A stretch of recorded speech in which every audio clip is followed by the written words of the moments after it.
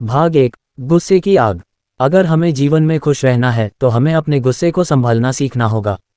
हमारा दिल जितना बड़ा होगा, गुस्सा उतना ही कम असर करेगा। गांव के बीचों बीच एक बड़ा सा पीपल का पेड़ था, जिसके नीचे बुजुर्गों की चौपाल लगती थी।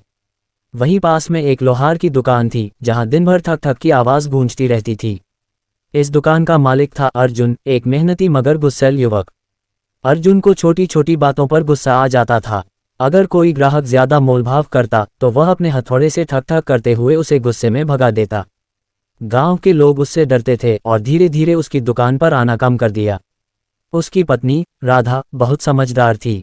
वह हमेशा उसे समझाने की कोशिश करती, गुस्से से कुछ नहीं मिलेगा अर्जुन, लोग तुमसे डरने लगे हैं। मगर अर्जुन हंसकर कहता, डरेंगे तो इज्जत भी करेंगे। लेकिन वह ये नहीं समझ पा रहा था कि उसकी यही आदत उसे अकेला कर रही थी। भाग 2। गुरुजी का सबक। एक दिन गांव में एक ज्ञानी संत आए, जिन्हें लोग गुरुजी कहते थे। लोग उनकी बातें सुनने के लिए दूर दूर से आते थे। अर्जुन की पत्नी भी उनके पास गई और अपने पति की परेशानी बताई।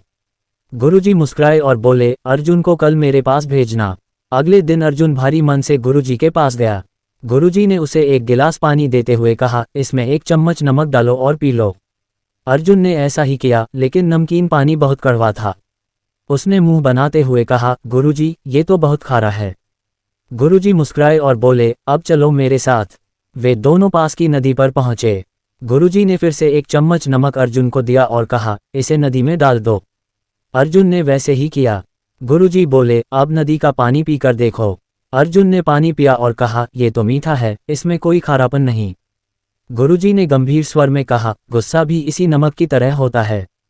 अगर तुम्हारा दिल छोटा गिलास जैसा होगा तो थोड़ा सा गुस्सा भी तुम्हारी जिंदगी को कड़वा बना देगा। लेकिन अगर तुम अपने दिल को इस विशाल नदी की तरह बना लो तो गुस्सा उसमें घुलकर खत्म हो जाएगा। अर्जुन को पहली बार अपनी गलती का एहसास हुआ। भाग 3। परीक्षा का समय। अब अर्जुन ने खुद को बदलने की कोशिश शुरू कर दी, लेकिन आदतें जल्दी नहीं बदलती। एक दिन एक ग्राहक आया जो बहुत ज्यादा मोलभाव करने लगा। अर्जुन को गुस्सा आया, मगर उसने गहरी सांस ली और शांति से जवाब दिया। ग्राहक को भी आश्चर्य हुआ, क्योंकि यह वही अर्जुन था जो पहले गुस्से में आग बबूला हो जाता था।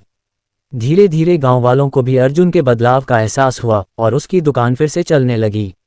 अब वह ज्यादा ग्राहकों को आकर्षित करने लगा, क्योंकि लोग उसकी शांति और ईमानदारी से खुश थे।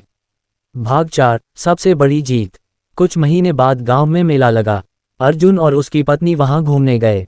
अचानक एक बैलगाड़ी तेजी से बच्चों की ओर बढ़ने लगी। लोग डर के मारे इधर उधर भागने लगे। अर्जुन ने तुरंत अपनी कुल्हाड़ी उठाई और गाड़ी की रस्सी काट दी, जिससे बैल रुक गए और एक बड़ा हादसा टल गया।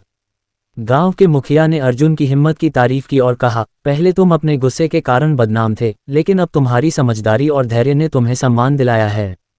अर्जुन मुस्कुराया। आज उसे समझ आ गया था कि असली ताकत गुस्से में नहीं, बल्कि धैर्य और समझदारी में है।